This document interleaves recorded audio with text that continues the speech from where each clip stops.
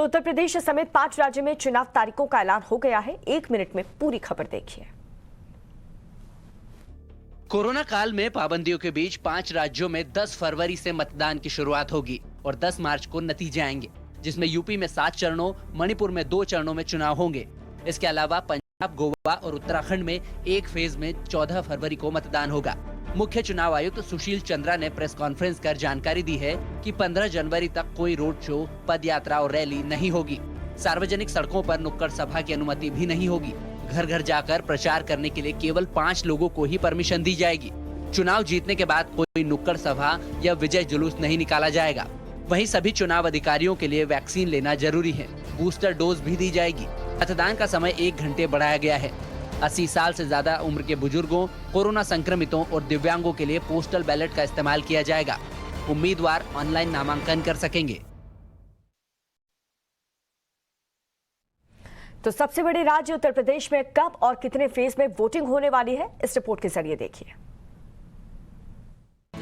लोकसभा चुनाव के सेमीफाइनल कहे जाने वाले विधानसभा चुनाव में सबसे बड़े राज्य यूपी में सबसे ज्यादा 7 चरणों में वोटिंग होने वाली है। 403 विधानसभा सीटों वाले यूपी में पहले राउंड की वोटिंग 10 फरवरी को होगी। इसके बाद दूसरे चरण का मतदान 14 फरवरी को होने वाला है। 20 फरवरी को तीसरे और 23 तारीख को चौथे राउंड की वोटिंग होगी। 27 फरवरी को 5वें, 3 मार्च को 6ठे और 7 मार्च को 7वें राउंड का मतदान होना है। राज्य में बीजेपी ने फिर सत्ता में वापसी का दावा किया है। सीएम योगी ने चुनाव तारीखों के ऐलान का स्वागत करते हुए कहा कि 300 से ज्यादा सीटें जीतेंगे। वहीं समाजवादी पार्टी प्रमुख अखिलेश यादव ने भी अपनी सरकार बनाने का दावा पेश किया है। हालांकि चुनाव आयोग की रोक के बाद डिजिटल प्रचार के लिए अखिलेश और ओपी राजभर ने आयोग से मदद की मांग की है। तो ये रही उत्तर प्रदेश की बात, जहां पर 7 चरणों में चुनाव होने वाले हैं, लेकिन उत्तराखंड में भी एक ही फेज में इलेक्शन होने वाला है। इस रिपोर्ट में देखिए।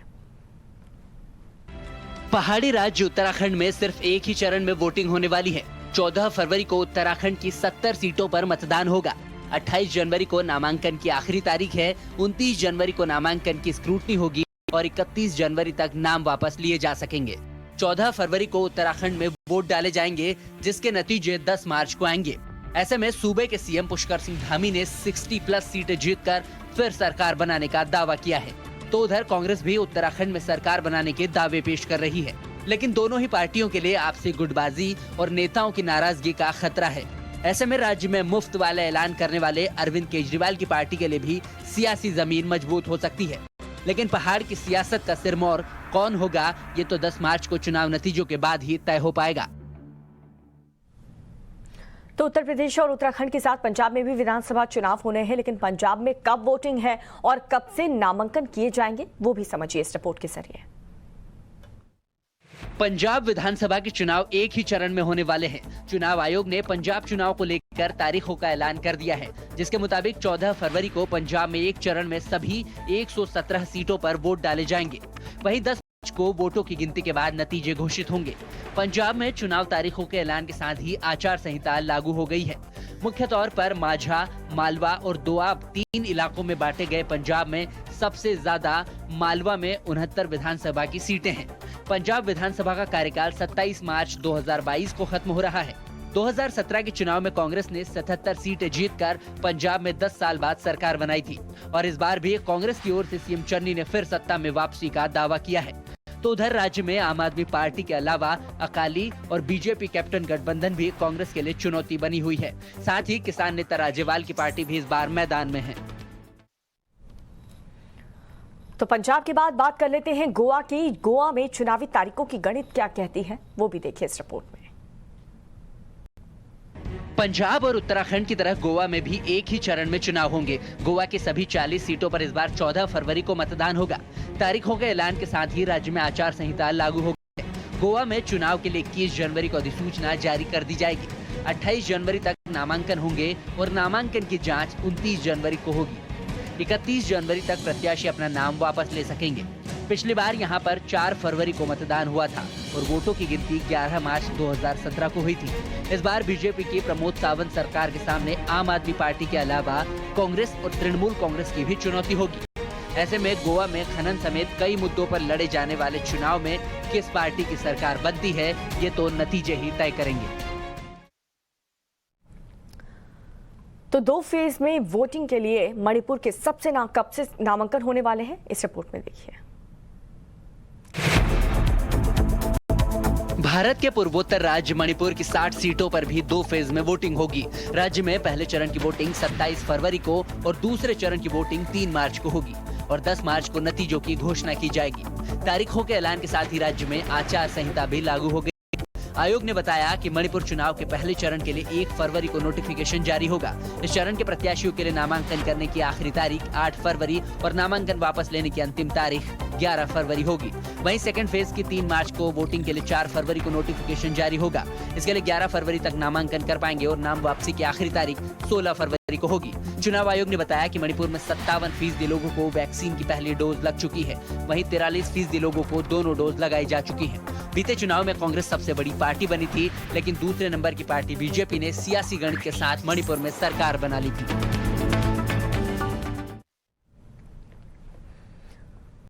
तो चुनावों से पहले देश में कोरोना की जो बेकाबू रफ्तार से परेशानी और भी ज्यादा बढ़ चुकी है, क्योंकि दूसरी लहर के मुकाबले कोविड की स्पीड काफी तेज है इस बार।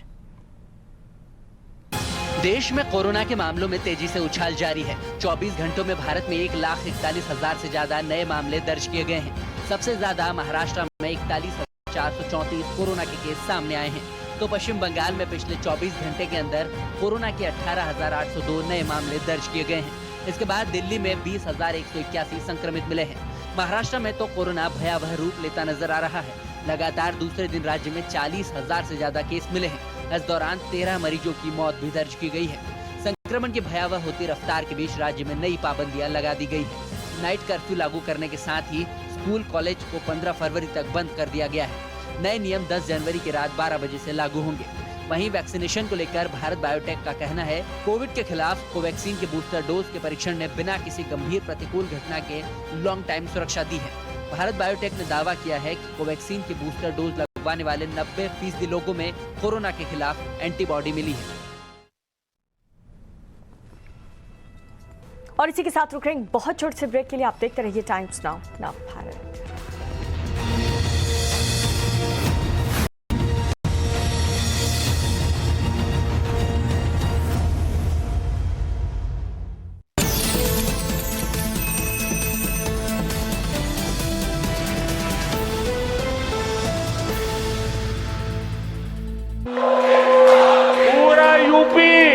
भली भांति जानता है कि लाल टोपी वालों को लाल बत्ती से मतलब रहा है। बहुत अच्छी बात है। 1 महीना नहीं, 2 महीना, 3 महीना वहीं रहें, आखिरी समय पर वहीं रह जाता है बनारस में। आप हमें शक्ति दीजिए, हम आपको शक्ति देंगे। मैं लड़की हूँ, और जोर से। जब योगी अपने मठ में चले जाएंगे, मोदी पहाड़ों में चले जाएंगे, जब कौन बचाने आएगा तुमको? राम भक्तों की सरकार चाहिए या राम भक्तों पर गोलियां चलाने वाली सरकार चाहिए? यहां जीत पाने का हर संभव दांव चला जा रहा है। जानते हैं क्यों? क्योंकि ये प्रदेश ही इस देश की राजनीति के हर प्रश्न का उत्तर है। उत्तर प्रदेश चुनाव सिर्फ टाइम्स नाउ नवभारत पर। मुद्दों की बात होती नहीं है उत्तर प्रदेश में। भगवान श्री राम जिन्ना इसी पर चुनाव इसके इर्द गिर्द घूमता रहता है। अगर आपको इंक्वायरी पर यकीन ही नहीं है तो फिर ये कैसे तय हो पाएगा कि कौन आतंकवादी है और कौन नहीं? आपके ऊपर भी पंजाब की वोट बैंक राजनीति हावी है, तभी आप तय नहीं कर पा रहे कि आप किस बात को ब्लेम करना चाहते हैं और उसका सोल्यूशन क्या होगा। निगाह है हर बात पर, आपसे जुड़े हर सवाल पर। सर, जो प्रदूषण का सेस लगाते हैं आप, उस पैसे का 10% भी आपने प्रदूषण के ऊपर खर्च नहीं कराया, फिर काहे जनता से प्रदूषण सेस लेते हैं? थोड़ी बहुत लाज शर्म बची है कांग्रेस पार्टी में। आपकी खुद की पदाधिकारी है वो, उसके साथ एक एमएलए का बेटा दुष्कर्म करता है और पार्टी अब तक बिल्कुल सन्न। उठेगी ये आवाज। कुछ लोग ऐसे भी हैं जो इसमें कहते हैं कि क्या हुआ, महंगाई है, देखिए देश में इतना सब कुछ अच्छा हो रहा है। तो भैया काफी ऐसे लोग हैं जो बहुत परेशान हैं, के लिए भी सरकार को सोचना जरूर पड़ेगा। ये आवाज है आपकी, ये आवाज है लोकतंत्र की। शाम 6 बजे, क्योंकि आप मायने रखते हैं। टाइम्स नाउ नव भारत के एचडी सिग्नल के लॉन्चिंग की शुभकामनाएं। सरकार एवं जनता के बीच आप संवाद का माध्यम बने।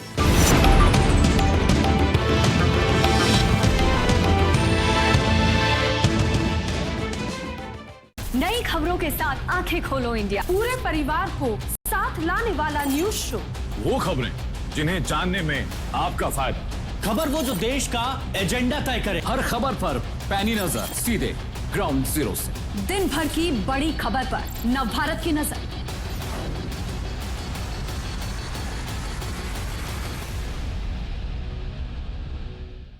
16 जनवरी 2021 शुरू हुई दुनिया की सबसे बड़ी वैक्सीनेशन ड्राइव और इंडिया ने कोविड को दिया मुंह तोड़ जवाब। केवल 10 महीनों में पूरे किए 100 करोड़ डोजेस और खड़ी की एक ऐसी मिसाल जिसे दुनिया देखती रह गई। कहां से आया इतना जबरदस्त प्रोडक्शन और सप्लाई चेन सिस्टम? कैसे कर दिया इंडिया ने यह कमाल? अगर आप देखें तो 1950s में किए गए एक एक्सपेरिमेंट की कहानी में इन सारे सवालों के जवाब छिपे। जानिए ये और ऐसी बहुत सी कहानियां जिन्होंने इंडिया को दी एक नई राह, एक नई दिशा। कहानी नव भारत की जल्द आ रहा है सिर्फ टाइम्स नाउ नव भारत पर। टाइम्स नाउ नवभारत के HD चैनल के लिए बहुत बहुत शुभकामनाएं और सभी दर्शकों को, सभी देखने वालों को नए वर्ष की बहुत शुभकामनाएं।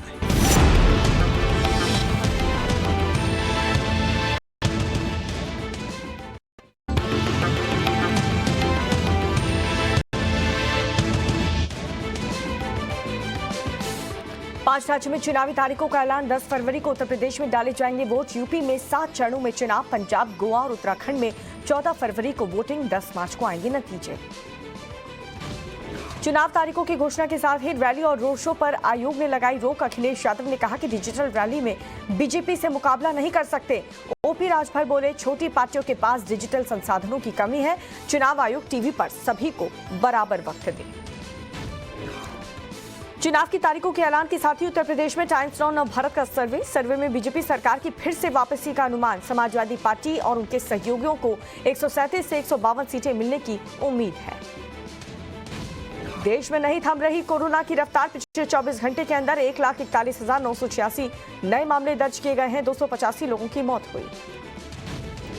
महाराष्ट्र में कोरोना को लेकर के नई गाइडलाइंस जारी कर दी गई हैं। सुबह 5 बजे से रात 11 बजे तक नाइट कर्फ्यू लागू कर दिया गया। 24 घंटे के अंदर 20,000 से ज्यादा नए मामले। दिल्ली में भी कोरोना के 20,000 से ज्यादा नए केस। पीएम की सुरक्षा में सेंध पर पंजाब सरकार के बचाव में आए नवजोत सिंह सिद्धू। कहा कि पंजाब में पीएम की जान को खतरा नहीं, बीजेपी सुरक्षा को लेकर के नाटक कर पंजाब को बदनाम कर रही है। पाकिस्तान की एक और नापाक हरकत का खुलासा हुआ। 46 ट्विटर हैंडल के जरिए सिख समुदाय को उकसाने की कोशिश। सरकार ने सभी ट्विटर हैंडल को ब्लॉक किया। अलीगढ़ में AIMIM जिलाध्यक्ष गुफरान नूर की रैली में लगे विवादित नारे। दलित मुस्लिम साथ चलेगा, बाबर जैसा राज चलेगा के नारे लगाए गए।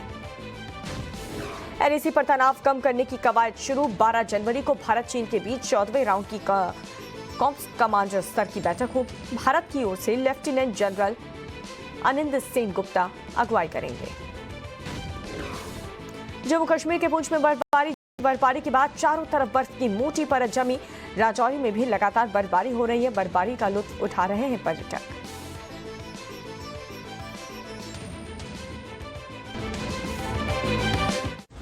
In association with Germ Off Surface Cleaner, Germs Off Fragrance On. क्या मस्त, चटपटा और जायकेदार है राजेश मसाला। एक बार ट्राई तो कीजिए। In association with IDFC First Bank, always you first.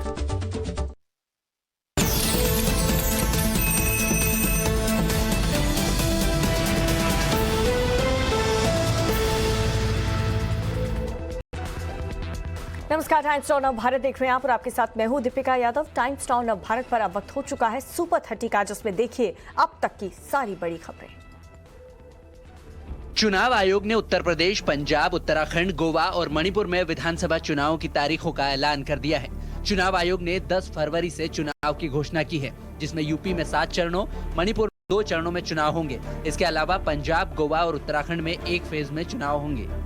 चुनाव की तारीखों की घोषणा के साथ ही आदर्श आचार संहिता भी लागू हो चुकी है। कोरोना की चुनौतियों, ओमिक्रॉन के बढ़ते खतरे के मद्देनजर चुनाव कराना आयोग के सामने एक बड़ी चुनौती होगी। चुनाव आयोग ने ऐलान किया है कि कोरोना प्रोटोकॉल के तहत ही चुनाव कराए जाएंगे। लोकसभा चुनाव के सेमीफाइनल कहे जाने वाले विधानसभा चुनाव में सबसे बड़े राज्य यूपी में सबसे ज्यादा 7 चरणों में वोटिंग होने वाली है। 403 विधानसभा सीटों वाले यूपी में पहले राउंड की वोटिंग 10 फरवरी को होगी। इसके बाद दूसरे चरण का मतदान 14 फरवरी को होने वाला है। 20 फरवरी को तीसरे और 23 तारीख को चौथे राउंड की वोटिंग होगी। 27 फरवरी को पांचवें, 3 मार्च को छठे और 7 मार्च को 7वें राउंड का मतदान होना है। पहाड़ी राज्य उत्तराखंड में सिर्फ एक ही चरण में वोटिंग होने वाली है। 14 फरवरी को उत्तराखंड की 70 सीटों पर मतदान होगा। 28 जनवरी को नामांकन की आखिरी तारीख है। 29 जनवरी को नामांकन की स्क्रूटनी होगी और 31 जनवरी तक नाम वापस लिए जा सकेंगे। 14 फरवरी को उत्तराखंड में वोट डाले जाएंगे, जिसके नतीजे 10 मार्च को आएंगे। ऐसे में सूबे के सीएम पुष्कर सिंह धामी ने 60+ सीटें जीतकर फिर सरकार बनाने का दावा किया है। तो उधर कांग्रेस भी उत्तराखंड में सरकार बनाने के दावे पेश कर रही है, लेकिन दोनों ही पार्टियों के लिए आपसी गुटबाजी और नेताओं की नाराजगी का खतरा है।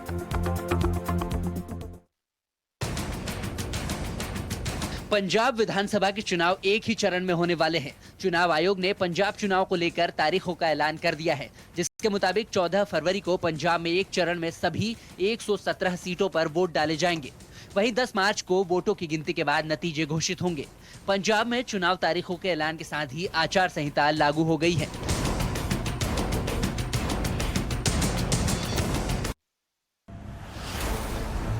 पंजाब और उत्तराखंड की तरह गोवा में भी एक ही चरण में चुनाव होंगे। गोवा की सभी 40 सीटों पर इस बार 14 फरवरी को मतदान होगा। तारीखों के ऐलान के साथ ही राज्य में आचार संहिता लागू हो गई है। गोवा में चुनाव के लिए 21 जनवरी को अधिसूचना जारी कर दी जाएगी। 28 जनवरी तक नामांकन होंगे और नामांकन की जांच 29 जनवरी को होगी। 31 जनवरी तक प्रत्याशी अपना नाम वापस ले सकेंगे। पिछली बार यहां पर 4 फरवरी को मतदान हुआ था और वोटों की गिनती 11 मार्च 2017 को हुई थी।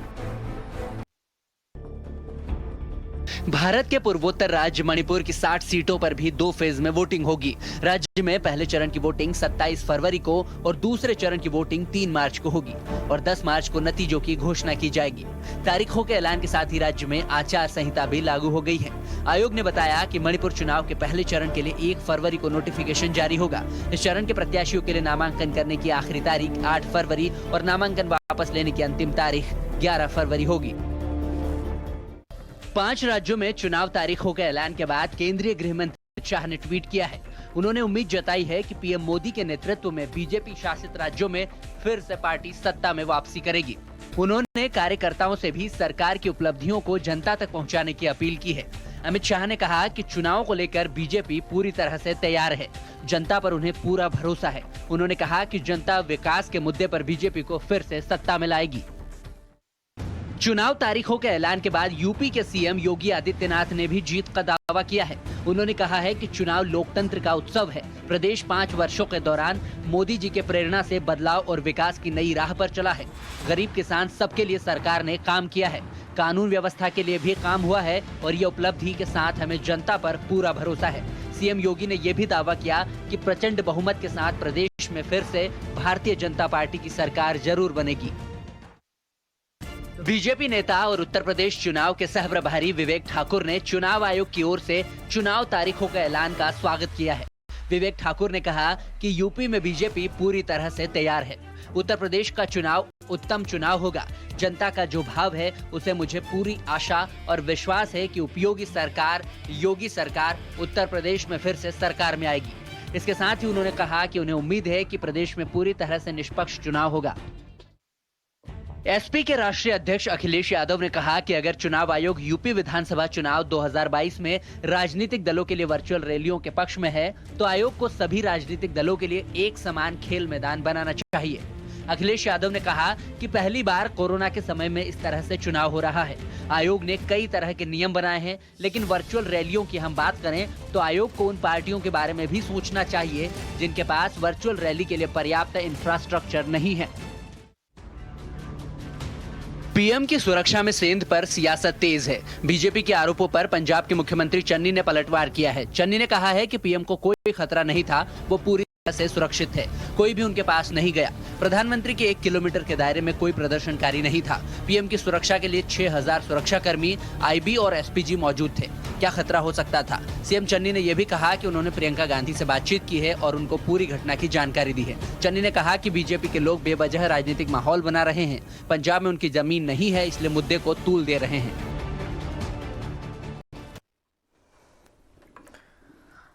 और सुपर 30 में आप देखिए देश दुनिया में किलर कोरोना का कहर। किस राज्य में क्या हालात हैं, कितने संक्रमण फैल रहा है, किस स्तर पर फैल रहा है, आपके लिए सरकार ने क्या नई गाइडलाइंस जारी की हैं, इसको लेकर देखिए रिपोर्ट में।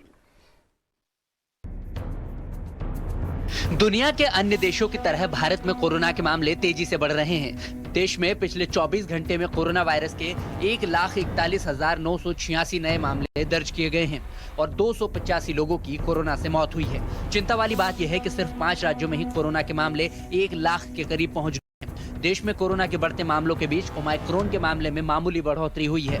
स्वास्थ्य मंत्रालय की ओर से जारी आंकड़ों के मुताबिक 27 राज्यों में ओमाइक्रोन के 3071 नए मामले सामने आए हैं। इस दौरान 1203 मरीज ओमाइक्रोन से रिकवर भी हुए हैं।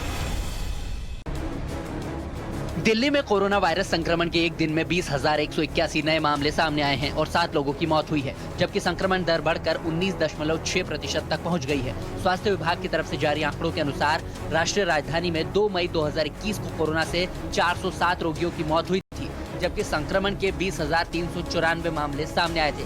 वहीं संक्रमण दर 28.3% हो रही थी। दिल्ली सरकार के 14 अस्पतालों में कोविड के सामान्य और आईसीयू बेड्स की संख्या में इजाफा किया गया है। 14 अस्पतालों में कोरोना मरीजों के लिए अब कुल 5,650 कोविड बेड और 2,075 आईसीयू के बेड उपलब्ध हैं। 24 घंटों में महाराष्ट्र में कोरोना के 41,334 मामले दर्ज किए गए हैं, जबकि इस दौरान 13 लोगों की मौत हुई है। महाराष्ट्र कोरोना संक्रमण के मामले में टॉप पर बना हुआ है। कोरोना के लगातार बढ़ते मामलों को लेकर अब उद्धव सरकार ने कुछ कड़े फैसले लिए हैं और कुछ चीजों पर प्रतिबंध भी लगाए हैं। अब लोग महाराष्ट्र में कहीं भी सुबह 5 बजे से रात 11 बजे तक या 5 या उससे अधिक की संख्या में आवाजाही नहीं कर सकेंगे। स्कूलों को 15 फरवरी तक बंद करने का आदेश दिया गया है। आवश्यक कार्यों के अलावा रात 11 बजे से सुबह 5 बजे तक कोई आवाजाही नहीं होगी। वहीं सरकारी कार्यालयों में विभाग प्रमुख की अनुमति के बिना किसी भी विजिटर को इजाजत नहीं मिलेगी। उत्तर प्रदेश में बीते 24 घंटों में 2,20,496 कोरोना के टेस्ट किए गए हैं, जिसमें से 6,411 नए कोरोना पॉजिटिव केस पाए गए हैं। 171 लोग रिकवर भी हुए हैं। सीएम योगी ने अफसरों के साथ कोरोना को लेकर बैठक की है, जिसमें उन्होंने अधिकारियों से संक्रमण की रोकथाम के लिए सभी आवश्यक कदम उठाने के आदेश दिए हैं। मास्क के इस्तेमाल, सोशल डिस्टेंसिंग और सैनिटाइजेशन से इस संक्रमण को फैलने से रोका जा सकता है। लिहाजा सीएम योगी ने जनता से कोरोना प्रोटोकॉल का पालन करने की अपील की है। कोरोना के बढ़ते मामलों के बीच उत्तराखंड सरकार ने नई गाइडलाइंस जारी की है। राज्य सरकार ने राजनीतिक रैलियों और धरना प्रदर्शनों पर 16 जनवरी तक रोक लगा दी है। इसके अलावा शादी, विवाह और शव यात्रा में भी लोगों के शामिल होने को लेकर गाइडलाइंस जारी की गई हैं। राज्य में स्कूल, आंगनवाड़ी केंद्र और क्लास 12 तक की सभी शिक्षण संस्थाएं 16 जनवरी तक बंद कर दी गई हैं। राज्य में एक दिन में 1560 नए कोरोना के मामले सामने आए हैं। वहीं इस दौरान 270 लोग रिकवर भी हुए हैं। दिल्ली में संसद भवन में जबरदस्त कोरोना विस्फोट हुआ है और 400 से ज्यादा कर्मचारी संक्रमित पाए गए हैं। 6 और 7 जनवरी को इन सभी कर्मचारियों और सुरक्षा कर्मियों का कोरोना टेस्ट हुआ था। दिल्ली में पिछले 24 घंटे में कोरोना के 20,181 नए मामले सामने आए हैं। इस दौरान 11,869 लोग डिस्चार्ज हुए हैं और 7 लोगों की जान गई है। दिल्ली में पॉजिटिविटी रेट की अगर बात करें तो ये 20% के पास पहुंच चुका है। अब तक दिल्ली में कोरोना से 25,143 लोगों की मौत हो चुकी है। पश्चिम बंगाल की मुख्यमंत्री ममता बनर्जी की ओर से अनोखी पहल शुरू की गई है। दरअसल वे राज्य में कोरोना मरीजों को फलों की टोकरी पहुंचा रही है। इस टोकरी पर लिखा है गेट वेल सून। इस तरह की फिलहाल 10,000 फलों की टोकरियां बनाई गई हैं और समूचे कोलकाता शहर में इन्हें भेजने का काम शुरू किया गया है। पश्चिम बंगाल में एक दिन में 19,000 के करीब कोरोना के केस सामने आए हैं, जबकि 19 लोगों की इस दौरान मौत हुई है। कोरोना और ओमाइक्रोन के बढ़ते मामलों को देखते हुए पश्चिम बंगाल में कई तरह के प्रतिबंध लगाए गए हैं। झारखंड में कोरोना केस तेजी से बढ़ रहे हैं। सीएम हेमंत सोरेन की पत्नी और 2 बच्चे कोरोना पॉजिटिव पाए गए हैं। इसके साथ ही कई मंत्री समेत स्वास्थ्य विभाग के कई पदाधिकारी भी संक्रमित हो गए हैं। झारखंड में एक्टिव केस 20,000 के पार पहुंच चुके हैं। कोरोना के बढ़ते मामलों को देखते हुए राज्य सरकार ने कई गाइडलाइंस जारी की हैं। स्कूलों को बंद किया गया है। राज्य में नाइट कर्फ्यू लगाया गया है। जनता से लगातार कोविड प्रोटोकॉल का पालन करने की अपील की जा रही है। पीएम मोदी की सुरक्षा चूक मामले में जांच करने वाले पंजाब के deputy commissioner Davinder Singh corona संक्रमित हो गए हैं। वे केंद्रीय गृह मंत्रालय की 3 सदस्यीय टीम के साथ जांच कर रहे थे। कल उन्होंने अपना कोविड टेस्ट करवाया, जो कि पॉजिटिव आया है। बताया गया कि पंजाब के डिप्टी कमिश्नर पॉजिटिव होने से पहले कई लोगों के संपर्क में आए थे। वे केंद्रीय गृह मंत्रालय की टीम के साथ लगातार संपर्क में थे और कई मीटिंग में भी शामिल हुए थे। उनके संपर्क में आने वाले लोगों से उन्होंने जांच कराने की अपील की है।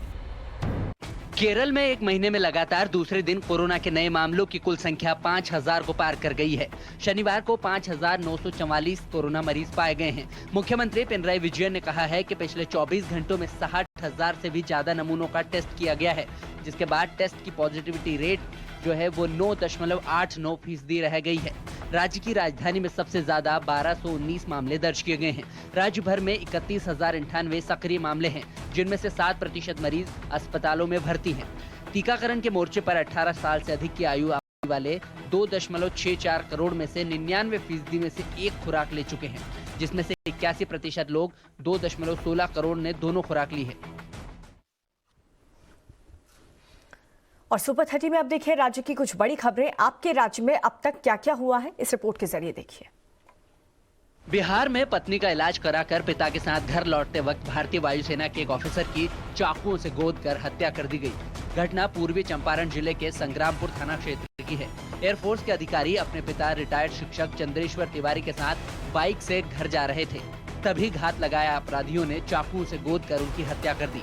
घटना के बाद गंभीर हालत में स्थानीय लोगों के सहयोग से मोतिहारी के सदर अस्पताल उन्हें ले जाया गया, जहां डॉक्टरों ने उन्हें मृत घोषित कर दिया। पुलिस मामला दर्ज कर जांच में जुटी हुई है। जोधपुर एम्स के बाहर का एक दिल दहलाने वाला वीडियो सामने आया है, जहां एक युवक ने खौलती हुई चाय का पूरा बर्तन बुजुर्ग पर उड़ेल दिया। गर्म चाय गिरने से बुजुर्ग बुरी तरह से झुलस गया है। उसे अस्पताल में भर्ती कराया गया है। मौके पर बड़ी संख्या में लोग मौजूद थे, लेकिन किसी ने भी युवक को रोकने की कोशिश नहीं की। युवक ने कच्चे नारियल छीलने का बड़ा चाकू हाथ में ले लिया और वहां से भाग गया। ये हादसा वहां लगे कैमरे में कैद हो गया। पुलिस मामला दर्ज कर आरोपी युवक की तलाश में जुटी हुई है। राजस्थान के अलवर में 2 सगे भाइयों की ट्रेन से कटकर मौत हो गई है। जानकारी के मुताबिक दोनों भाई रेलवे पटरी पर बैठकर अपने मोबाइल पर पबजी गेम खेल रहे थे। इसी दौरान ट्रेन आ गई और दोनों भाइयों की मौत ट्रेन की चपेट में आने से हो गई। दोनों भाई पबजी गेम में इतने ज्यादा ही बिजी थे कि उन्हें ट्रेन के आने की आहट भी नहीं हुई। मृतकों की पहचान 22 वर्षीय लोकेश मीणा और 19 वर्षीय राहुल मीणा के रूप में हुई है। पुलिस से मिली जानकारी के मुताबिक दोनों भाई प्रतियोगी परीक्षाओं की तैयारी कर रहे थे। पुलिस ने बताया कि लोकेश मीणा और राहुल मीणा रूपबास कस्बे में रेलवे पटरी के पास बैठकर मोबाइल पर गेम खेल रहे थे। ग्वालियर में हेयर स्टाइलिस्ट जावेद हबीब के खिलाफ लोगों का गुस्सा बढ़ता ही जा रहा है। मध्य प्रदेश में भी जावेद हबीब के खिलाफ प्रदर्शन हो रहे हैं। ग्वालियर में हिंदू सेना ने जावेद हबीब के खिलाफ प्रदर्शन किया। हिंदू सेना जावेद हबीब के सैलून में घुस गए और वहां लगे पोस्टर उखाड़ दिए और सैलून का बोर्ड उतारकर उनको तोड़ दिया गया। पिछले दिनों यूपी के मुजफ्फरनगर में आयोजित एक सेमिनार में देश के मशहूर हेयर स्टाइलिस्ट जावेद हबीब ने महिला के बालों पर थूकने का मामला तूड़ पकड़ता जा रहा है। झारखंड में संजू प्रधान मॉब लिंचिंग केस में पूर्व मुख्यमंत्री रघुबर दास ने सीबीआई जांच की मांग की है। मॉब लिंचिंग के शिकार संजू प्रधान के परिजन से मुलाकात के बाद रघुबर दास ने कहा कि साजिश के तहत उनकी हत्या हुई है। रघुबर दास ने सिमडेगा के बेसराजरा में मॉब लिंचिंग घटना में मृतक संजू प्रधान के परिजनों से मिलकर घटना की पूरी जानकारी ली और उन्हें ढांढस बंधाया। संजू प्रधान के परिजनों और ग्रामीणों ने घटना की सीबीआई जांच के लिए ज्ञापन भी सौंपा है।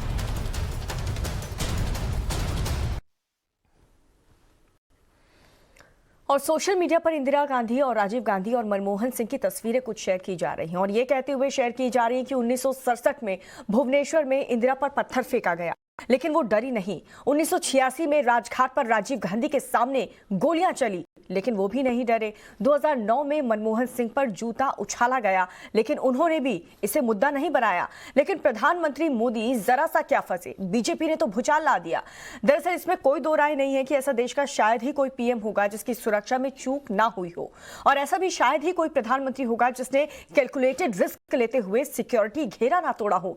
जहां तक प्रधानमंत्री मोदी के डरने का सवाल है, तो पता नहीं कि वो डरे या फिर नहीं, लेकिन हमें चिंतित जरूर होना चाहिए क्योंकि पड़ोसी देशों से साजिश रची जा रही है।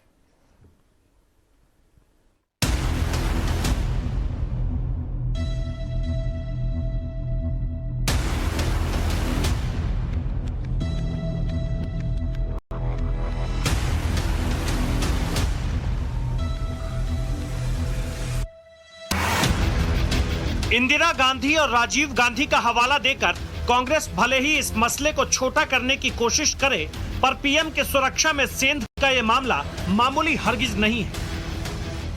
प्रधानमंत्री का वहां 20 मिनट तक रुकना ये संजोग नहीं था, ये एक साजिश था प्रधानमंत्री का, उनकी हत्या की साजिश थी।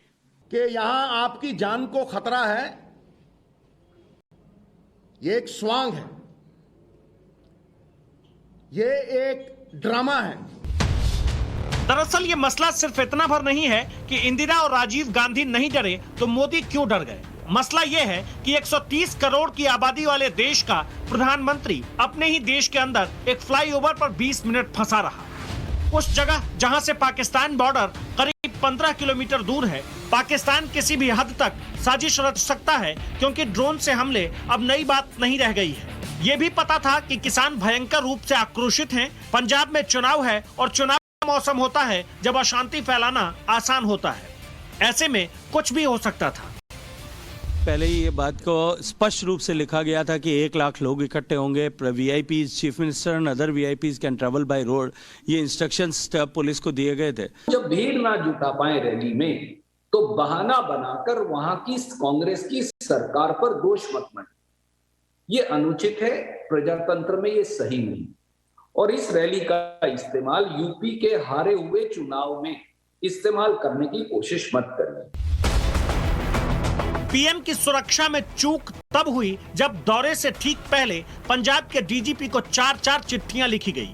एक चिट्ठी तो पीएम मोदी के दौरे के 48 घंटे पहले ही लिखी गई थी, जिसमें पुलिस को आगाह किया गया था कि प्रधानमंत्री मोदी को आतंकी संगठनों से खतरा है। आतंकी संगठन इंडियन मुजाहिदीन, लश्कर, जैश और हुजी जैसे संगठन साजिश रच सकते हैं। इतना ही नहीं, पाकिस्तान में सिख आतंकी संगठन भी एक्टिव हैं, जो पंजाब चुनाव में वीवीआईपी को निशाना बना सकते हैं। इसमें ड्रोन के जरिए भी आतंकी हमले की साजिश का जिक्र था।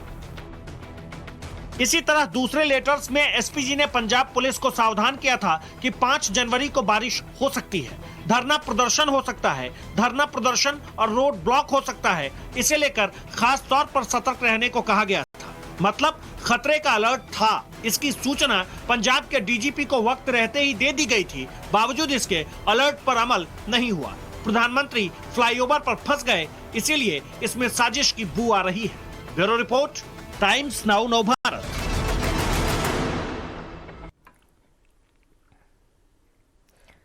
और पंजाब में प्रधानमंत्री नरेंद्र मोदी की सुरक्षा में जब से चूक की खबर सामने आई है और तब से एक किसान नेता का नाम सबसे ज्यादा चर्चा में है। वो नाम है जिसने बकायदा वीडियो जारी करके प्रधानमंत्री की सुरक्षा सेंध लगाने की जिम्मेदारी कबूल की है।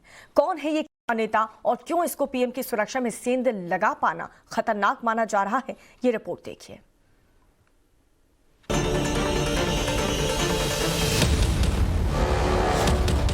ये है सुरजीत सिंह फूल, पंजाब में भारतीय किसान यूनियन क्रांतिकारी के अध्यक्ष। 2 दिन से ये नाम और ये चेहरा चर्चा में है। चर्चा में तब से है जब से पंजाब में प्रधानमंत्री नरेंद्र मोदी की सुरक्षा में सेंध लगी है, और चर्चा इसलिए है क्योंकि पीएम का काफिला सुरजीत सिंह फूल के लोगों की वजह से ही फ्लाईओवर पर फंसा था। सुरजीत सिंह फूल ने बाद में इस मामले पर एक वीडियो भी जारी किया था और इस घटना की पूरी जिम्मेदारी भी ली।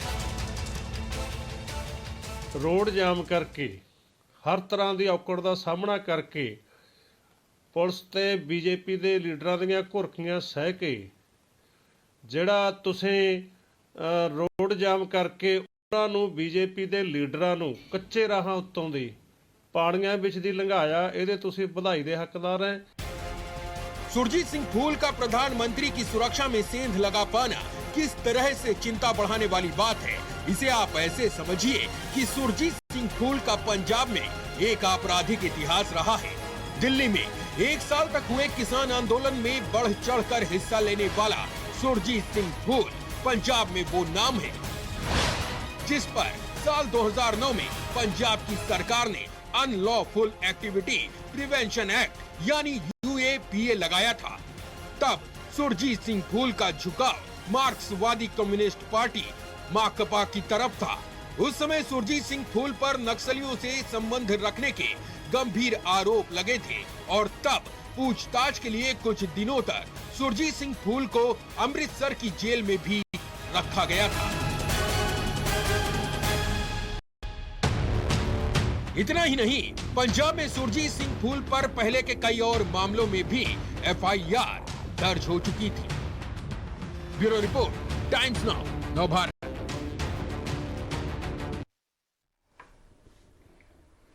और चुनाव के ऐलान के बाद से पंजाब के सीएम चरणजीत सिंह चन्नी ने दावा किया है कि पंजाब में कांग्रेस पार्टी जीतेगी। वहीं प्रधानमंत्री की सुरक्षा पर टाइम्स नाउ भारत से बातचीत में चन्नी ने कहा है कि भीड़ कम होने की वजह से प्रधानमंत्री लौट गए। सुनिए।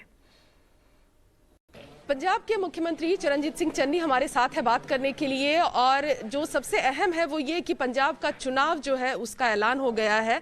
और सवाल ये उठ रहा है कि चन्नी साहब कहते तो है कि काम बहुत कर रहे हैं, दिख भी रहा है, पब्लिक है, सब जानती है, लेकिन जो पब्लिक है वो कांग्रेस भी उस बात को जानती है, क्योंकि कांग्रेस तो कहती है कि सभी चेहरा रहेंगे, चन्नी के अलावा जाखड़ भी रहेंगे, सिद्धू भी रहेंगे। क्या इस तरह के कंफ्यूजन के साथ जनता जुड़ेगी आप लोगों से? अब ये है कि ये तो डिसाइड करेगी अभी, और हम इलेक्शन में जा रहे हैं, इलेक्शन कोड लग गया है और हम इलेक्शन कोड का जो डेट्स डिक्लेयर किए हैं हम उसका वेलकम करते हैं, और आने वाले दिनों में चुनाव होगा। जैसे जैसे कोड लगा है, जैसे जैसे उन्होंने नॉर्म्स फिक्स किए हैं उन पे काम करेंगे। आपको जिसके बाद मुख्यमंत्री बनाया गया कैप्टन अमरिंदर सिंह अब कांग्रेस से बाहर है, कहा जाता था 2017 में कैप्टन थे इसीलिए कांग्रेस आई। अब क्या सिद्धू और आप हैं इसलिए कांग्रेस आएगी, या कैप्टन के अलग जाने से कांग्रेस के बीजेपी के साथ जुड़ जाने से कुछ नुकसान कांग्रेस का होगा? आपने फिरोजपुर वाली रैली देखी है? देखने कहाँ दिया, पीएम को आप लोगों ने वापस भेज दिया। वहाँ 70,000 कुर्सी लगी थी, 700 बंदे आए और कैप्टन साहब खाली कुर्सियों को संबोधित करके चले गए। जब कांग्रेस में तो थे तो 70,000 वहाँ भरकर भी एक जगह नहीं मिलनी थी खड़े होने के लिए।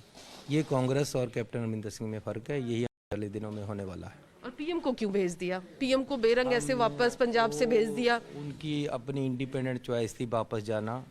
उनको पता था आगे कुर्सियां खाली पड़ी हैं, तो 10 किलोमीटर आगे से ही मुड़ना था। उन्होंने पहले मुड़ना ठीक समझा ताकि डाइवर्शन ऑफ लोगों की ध्यान की जो लोगों का ध्यान रैली पे ना जाकर इस बात पे आ जाए, और वो इस बात में सफल भी हुए हैं। लग रहा है सफल हुए। चुनावी मुद्दा भी ये हो जाएगा, क्योंकि आप चुनावी भाषण अलग अलग जगहों पर आप दे रहे हैं। आपके वीडियो कुछ सामने आ रहे हैं जिसमें तुसी कह दे हो कि पत्थर नहीं बजिया, गोली नहीं चली, तो की गोली चल दी वो इंतजार कर रहे थे तुसी?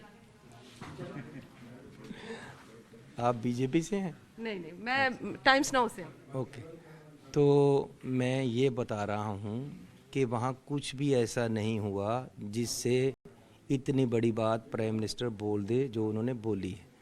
उसका मतलब ये है, और अगर वो जाना चाहते दोबारा हेलीपैड से जा सकते थे, अगर जाना चाहते अल्टरनेटिव रूट ले सकते थे, या जाना चाहते थोड़ी देर रुक जाते तो जो प्रोटेस्ट करने वाले थे उनको हटाया जा सकता था। तो ये सब कहने की बातें हैं। एक्चुअली स्थिति ये है कि वहाँ लोग नहीं थे, तो उनको जाने देते ना, लोग नहीं थे तो सामने दिख जाता, ज्यादा एक्सपोज हो जाते। अब कोई जाना ना चाहता हो तो कोई क्या करे? वो उन्होंने गवर्नर को पीछे बिठाया हुआ था कि 10 मिनट बाद लौट ही आना है, मैं आ रहा हूँ, आप यहाँ बैठो, यही हुआ है। और इसी के साथ रुक रहे एक बहुत छोटे से ब्रेक के लिए आप बने रहिए टाइम्स नाउ नव भारत के साथ।